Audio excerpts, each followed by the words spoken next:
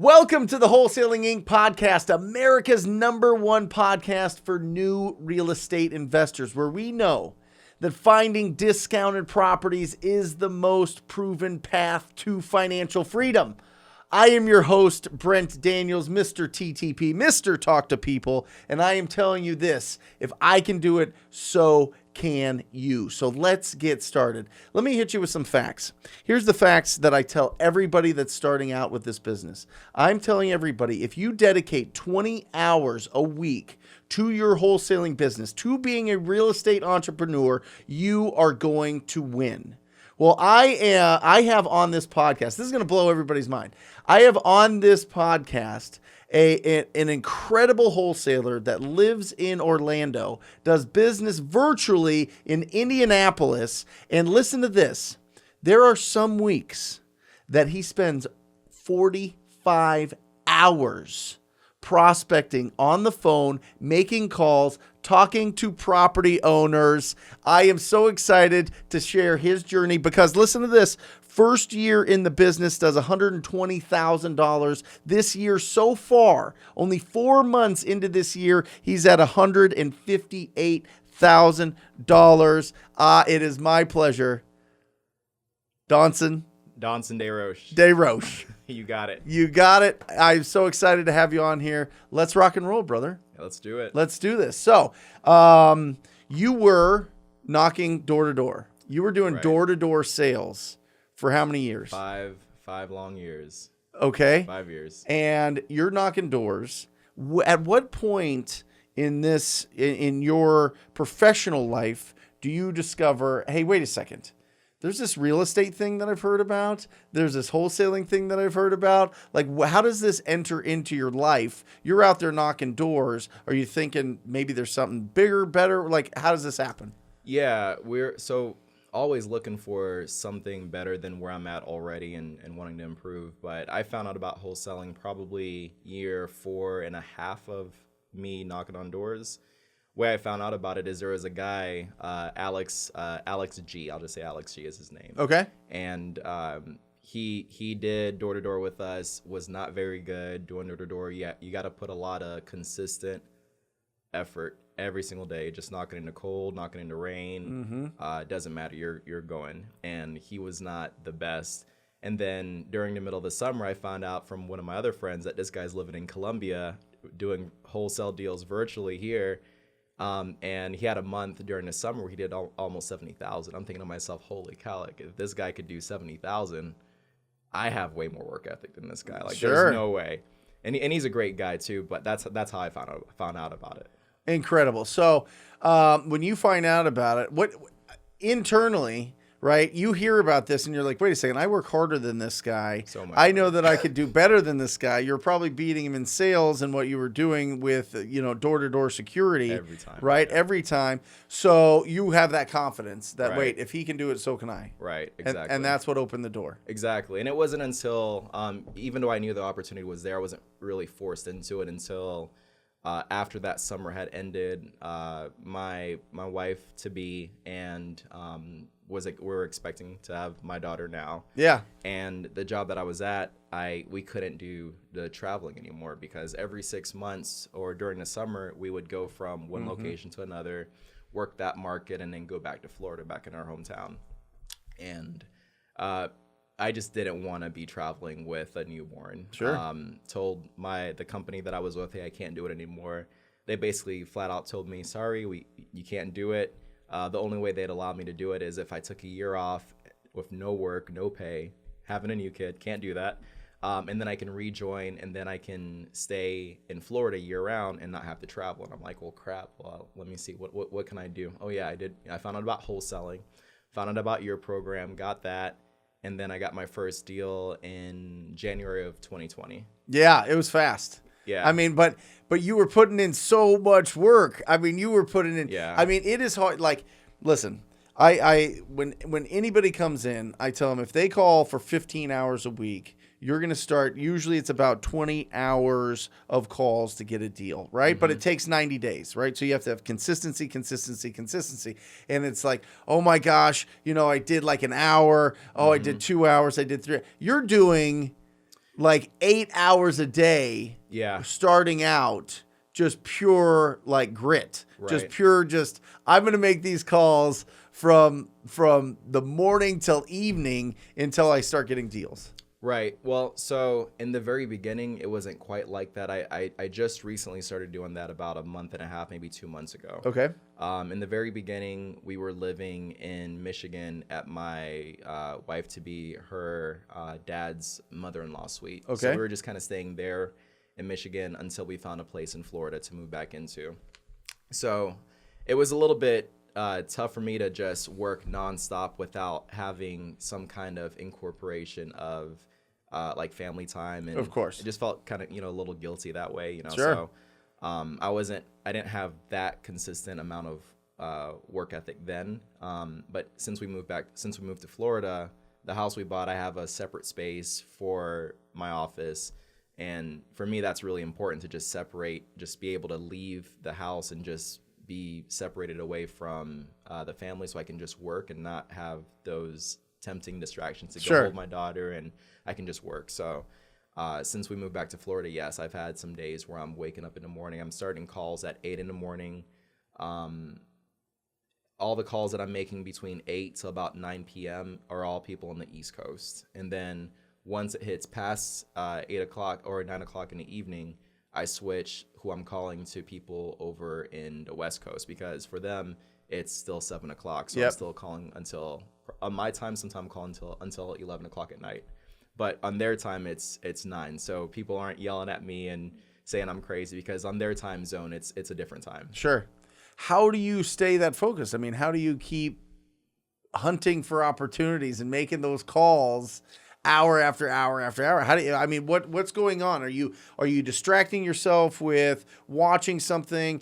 Some people play video games, some people yeah. read books, some people doodle on their, and draw. Some people, are watching movies or sports or something. Like, what do you do? Are you just literally just focused on the calls? How do you go for that long and not get bored? Yeah, no, it's definitely. So in the beginning, I would watch YouTube videos on a different screen and then make calls. But even doing that, I saw that my productivity wasn't the best, because Sure. I would go down the YouTube rabbit hole of whatever it is I was watching. Now I have a little mini trampoline in where I'm making calls, and I'll just get on there. I'll start making calls, and I'm jumping, and I get someone on the line, and I'll jump off real quick, and I'll start talking. Yep. But I'm walking around, I'm jumping.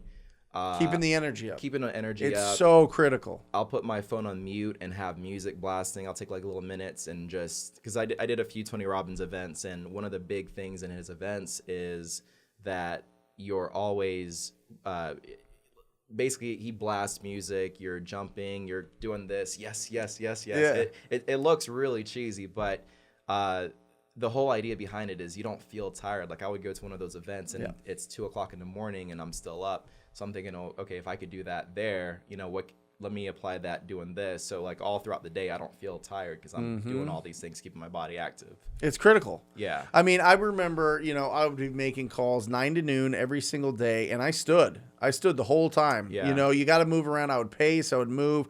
I would put my, I had my prospecting cockpit up where it was like, a presentation board like a kid would have in like elementary school for like the planets. I would buy one of those at Walgreens. I would put my scripts on that. I would put my objection handlers on that. I would put like almost like the vision of what I wanted to do. I wrote, I'm going to make $10,000 today on it, and have it right there on the board and have everything in front of me. And then that just helped. The movement helped all that energy that you can bring to the phone. Yeah, exactly. And also I wrote down a lot of the goals that I want for this year, because my wife right now, she's a stay-at-home mom, and I want to be able to keep that lifestyle going. And if she's going to work, it not be because she needs to go because we need the money. I want it to be because, it's something that, for other reasons, whatever reason it is. So that's one of my goals, to get us in a better financial situation so we can help out her family, my family. And I'm literally saying these things as I'm jumping around and like in between calls. And sometimes someone will answer the phone and they hear the music playing, and I got to like stop that real quick and say, hey, I'm in the car. Let me just turn down the radio so I can hear you better. So love it. Yeah, it's funny.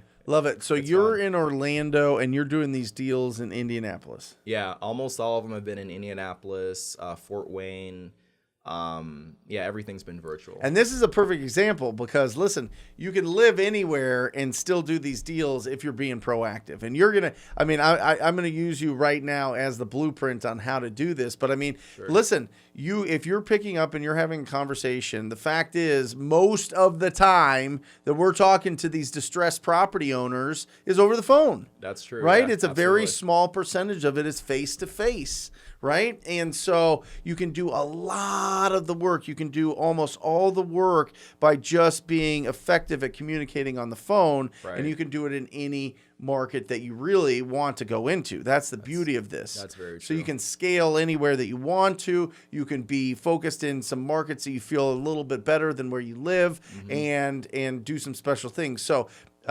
what are your boots on the ground? What does that look like in Indianapolis? So I have a JV partner, and we do a split of 70-30 just because of how much I'm spending on the marketing. Sure. And how consistent we are with the deals that how consistent I am with the deals that I bring them. So that was one of the things I negotiated in the beginning. I'm like, hey, I'll pay you a little bit less in the commissions. It won't be 50-50, but I can guarantee that I'll be able to bring in this amount of deals every single month.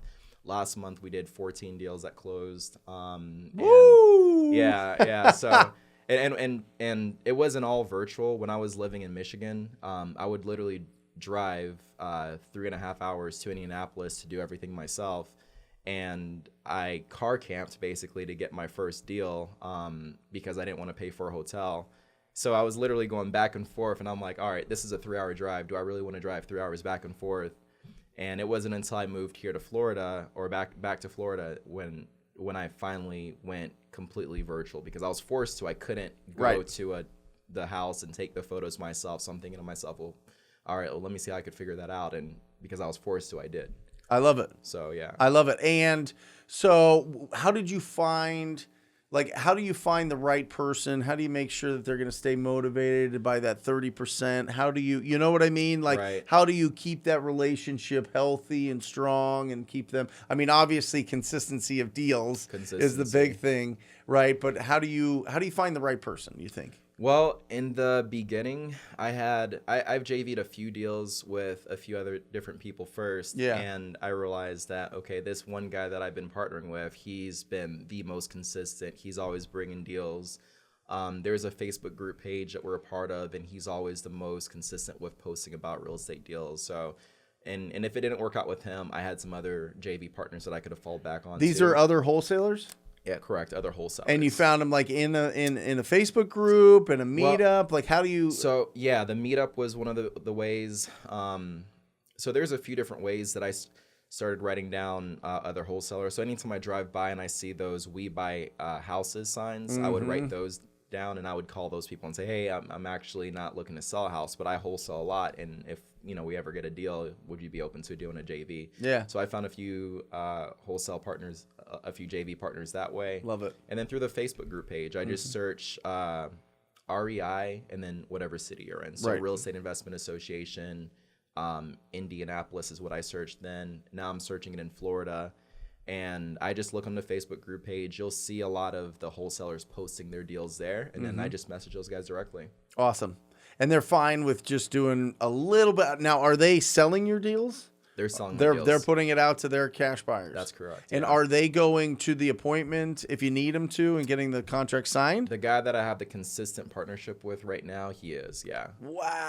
Yeah. For 30%. 30%, yeah. Man, you got it figured out. Yeah. I mean, this is brilliant. So you are on a daily basis, you're hunting for these opportunities. You're having these quality conversations with the distressed property owners. And then once you get them to the right timeline where they are ready to sign a contract, you send in your joint venture. Try to do it virtually first. Yeah. Like try to do an electronic signature on the purchase agreement. Yeah, we've had 2 deals that he had to go and actually have the contract signed for me, but everything else I do through DocuSign. I just do that virtual. The way that I do it, just because I want to keep my conversion rates high, is what I've noticed. If I just send the DocuSign document over to them and wait for them to sign, sometimes they just they'll get cold feet and they just stand me up. And they don't answer my calls back when I try to call them back. So what I'll do is I'll give them a call and say, hey, I'm getting ready to send this over to you. Before I do, I want to make sure everything looks right. I just have a 1-page document that I send. I read it over to them before I send it, so I can, because one of the parts on my contract is I put exact vesting to be determined at closing. Got it. I want to make sure they understand what that is. Sure. And then once I go over that with them over the phone, So wait, let me slow it down, because people are listening and watching this and going, what does that mean? What is vesting to be determined? What does that mean? So it's just the entity that you're buying under will be determined at closing. So you're not putting buyer is you. Correct. You're putting that it's going to be determined in escrow. In escrow. So on the purchase agreement where it says buyer, it's my name. Okay. And then under terms, I have exact vesting to be determined at closing. And I always tell them, just like, so this is how I would tell a seller. I would say, hey, Mr. Seller, the LLC that I have under here may change. I have some other partners, and just for tax purposes, it might be better to have it under them. Sure. Or we might just have a different person come into it. That's a funding partner. Might have somebody buy it. Exactly. Yep. So a funding partner is what I normally say, or someone buying it. Yep. And when they hear that, they're like, fine. okay, yeah, that's fine. That's no big deal. Yep. So I explain that to them before I send the contract. And then once I send the contract to them, I ask them to open their email up while I'm on the phone, just to make sure this is critical. Everybody tune into this. If you send contracts over email, this is critical. Yeah. And the way that I say it, I just want to make sure that everything works properly, because this is DocuSign. Technology isn't always the most accurate. So if you could just open it, just make sure that looks good. And then they open it, they're like, oh yeah, this looks good. And then I just go over some of the main points with them. Just to make it really simple so they understand. And most of the time, 9 times out of 10, they just sign right there while I'm on the phone with them. Perfect. Yeah. And that's the best. That is. Because then it's done. They have all their questions. Because here's the problem. The problem is most of the time we're talking to people that can't make decisions about things. And then you try to send them an email and say, oh yeah, go log into your email, go read through this document, go press the button, sign it, and do all this. And they're like, whoa, that seems like a lot of stuff to go on. Maybe I'll just take my time with this. Maybe I'll just get to it when I can get to it. And these are people that typically just in their lifestyle push things back, push decisions back, push action back. They're not, really excited about taking a lot of action. Right. And so you got to make sure that you're promoting and getting them in a position to take that action with your help.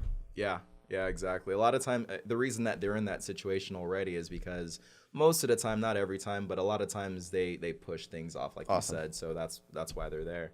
So yeah, just having it right there, simple, over the phone while they have it pulled up, just makes it so that they just get it done right then and there. And going into a virtual market, the toughest 6 months, the first 180 days in a new market, the toughest part is this a deal or not a deal, right?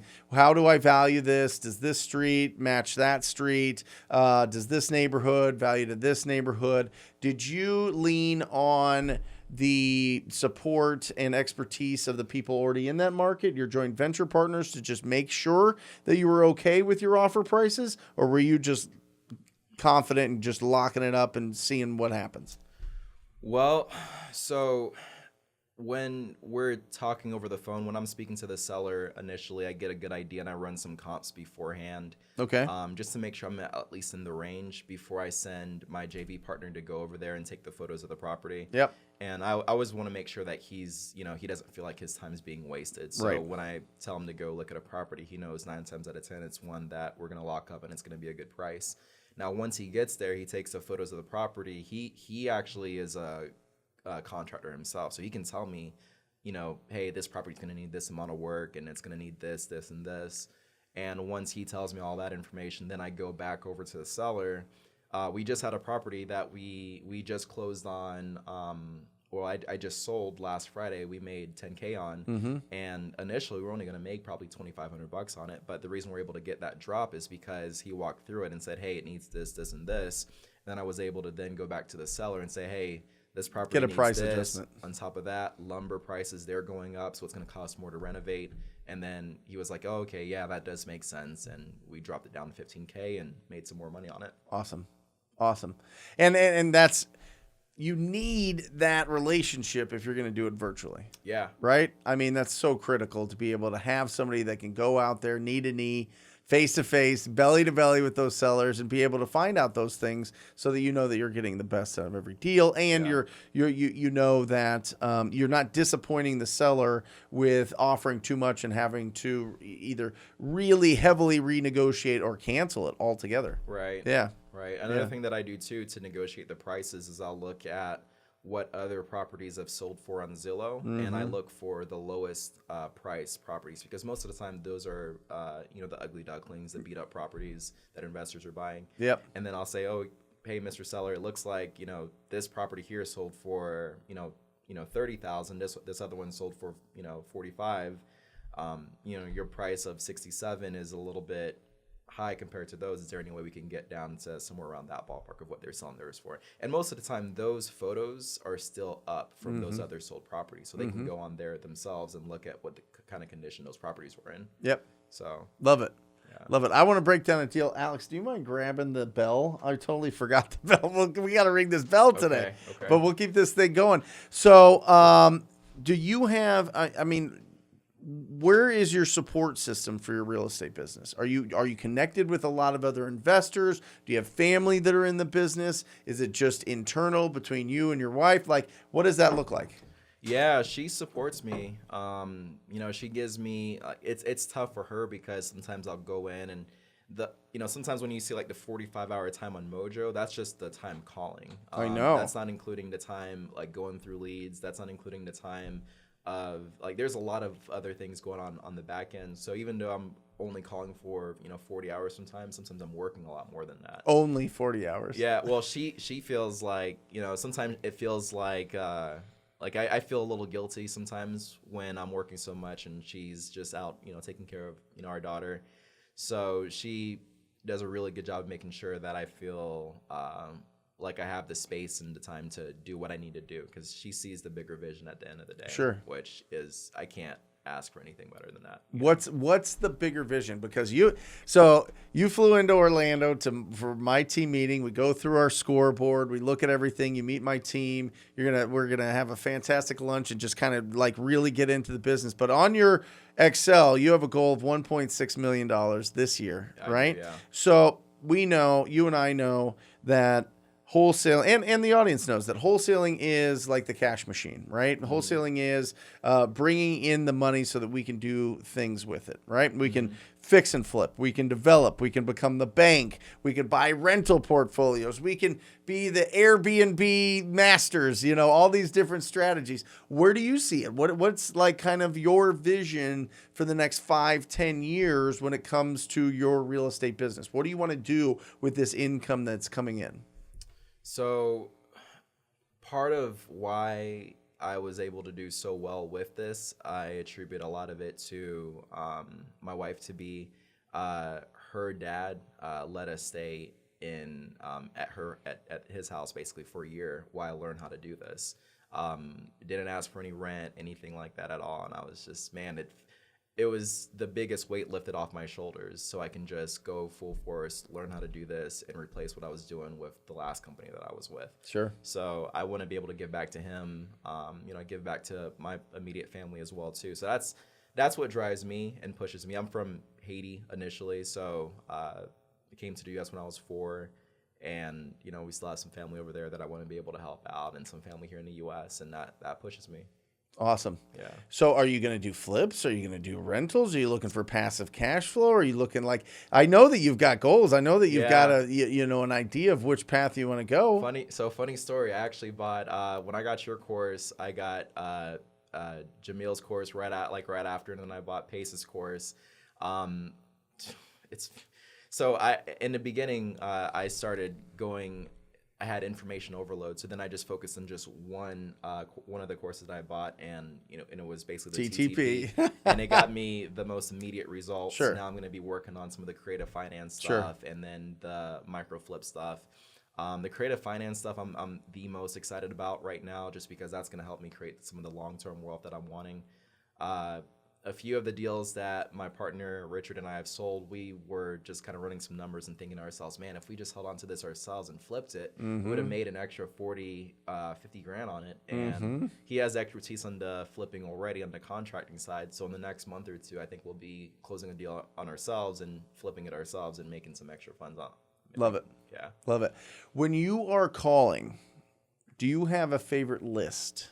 Do you have a list that you're just like, oh, I like this list? Yeah, this I do. Yeah, what is it? It's just like it's just driving for dollars. Yeah, driving for dollars. Yeah, I get all my big deals from the driving for dollars list by far. I have 2 drivers right now in Indianapolis that I have. And how do you get drivers? How do you? I went to Indeed.com, and I posted an ad, and yeah, I just went through. Do you pay him hourly? Yeah, I pay him $20 an hour. Woo, okay. Yeah, $20 an hour. Are they using an app? bonuses. Or are they using something to get the info? Yeah, right now they're using Deal Machine. Got it. Yep. I follow a lot of David's stuff, and I've basically just followed his step-by-step ad, post the ad. He has like some videos on it on YouTube too. Yeah, Deal Machine, guys. It is it's the app that we use. It's the one that I push out. It's the one that I've negotiated a discount for everybody in the Rhino tribe. If you are interested in that, dealmachine.com, make sure that you use the coupon code TTP when you check out. You can actually go to dealmachine.com/TTP, and there's some extra bonuses there, but check that out. It saves so much. Yeah. I mean, it really does. I mean, it's just phenomenal. So so you've got 2 guys on your Deal Machine app running around getting address, the ugliest properties, right? Yeah. The worst properties in the neighborhoods, in the communities, and they're sending it to you, and you call them. And I call them. And you ask them if they would consider an offer. That's it, man. That's it. Simple business. That's all it is. It's just not easy, right? Yeah. Yeah. It's simple, but it's definitely because I have a few friends that I'll show them my checks because they're still doing the last job that I was doing. Yeah. And I'll tell them like, hey man, like there's so much more opportunity out there. Just look into it. And then they'll tell me, oh man, I really want to start doing what you're doing. This looks so easy. And I'm like, well, it's simple, but it's not easy. Yeah. There's a big difference. Simple and easy aren't really the same thing. Right. Yep. Love it. Let's break down a deal. I want to break down the one that is like 30 grand. The one that's 29 and some change. It's just about to close, right? When does it close? It closes on the 18th. Awesome. Yeah. So can we break it down? Yeah. All right. So when we break down these deals, people are going to really want to know everything, right? The condition of the property. So every time that we are looking at a lead, we're looking at 4 things. And this is for everybody. We're looking for the condition of the property, timeline to sell, their motivation to sell, and their price. So first, what list was it on? It was actually a multifamily list. Yeah, okay. Tired multifamily. Yeah, from PropStream actually. Okay, so when you're pulling a tired multifamily, everybody out there, typically what you want to do is you want a year built 1990 or newer or older. Sorry, 1990 or older. Ownership of at least 7 years. You want to make sure that it's typically between a 2 and a 4-plex, but I think this one's bigger, right? It is. This one's an 11, right? So you went bigger, but you can go bigger with these properties and in certain areas that people are buying. And that's what you filter through PropStream. You can get PropStream at ttpdata.com. And so you pulled that list, you skip traced it, and called it. I called it, yeah. Yeah, he wanted, we went back and forth quite a bit. I wanted to make sure that he felt confident that I'd be able to move forward on it. So I sent my JV partner to go over there, meet with him, walk through the property, get some photos. He sent everything back to me. At first, I think he was wanting somewhere around 340, which was so crazy to me because we ended up bringing him down to 310. I didn't think we were going to get him down that low. But after my JV partner did the walkthrough, I had a lot more ammo to hit him back with, so he ended up taking a lot less. And what was the condition? Most of the units were not in bad shape. Okay. But he's not making very much money on it because he rents it out to a lot of his the guys that work for him, and he's doing it more of a labor of love. He's hooking them up. Yeah. So and now he's just at the point where he's not making any money on the property, and it's not. Like a lot of the units, a good amount of them need some work, and he's just not wanting to do it. So yeah. You know, and at some point that flips to being a burden because the property's just, you know, you got to keep fixing up properties. I mean, if you own a house, you know, you're doing all sorts of different things, whether it be landscaping, whether it be the roof or the air conditioner, or the heater or the water heater. All these different things are just updating, right? Right. Every 10 years, everything in your house looks like it's, you know, older. It's crazy. On top of that, he was self-managing everything. Sure. So that was, you know, 11 units self-managing, and then on top of that, you're barely breaking even. So when I looked at on the tax records, he had got it back in 2012 for $305,000. Oh wow! So he's not really making a ton on it. No. So I'm just like, man. And he was happy to take 310 just to get it off his hands. So you've got the condition is okay, probably rental condition, Right. probably needs some sort of upgrades, but or updating. So you know it's okay. And then his timeline was he was ready. You called him and he was ready? Yeah, well, he wants to make sure the guys that are living there now are taken care of and have time to move out and everything. So you wanted to wait until the 18th of May. So just, you know, roughly in the next 20, 30 days now. Awesome. But when you called him, he was ready. He had mentally, he was ready to sell. He was, It wasn't like he stiff-armed you for like 6-9 months. No. Of follow-up. He was ready to sign. He was. Yeah. Okay, great. So he signs it up, and I mean, right away. I mean, it's one of those situations where, and you know as well as I do, you talk to a lot of people. Not a lot of people are like, yeah, I'm ready right now. No. A lot of them takes 90 days minimum to follow up, right? So he was ready right now. What about his motivation was just it was a burden?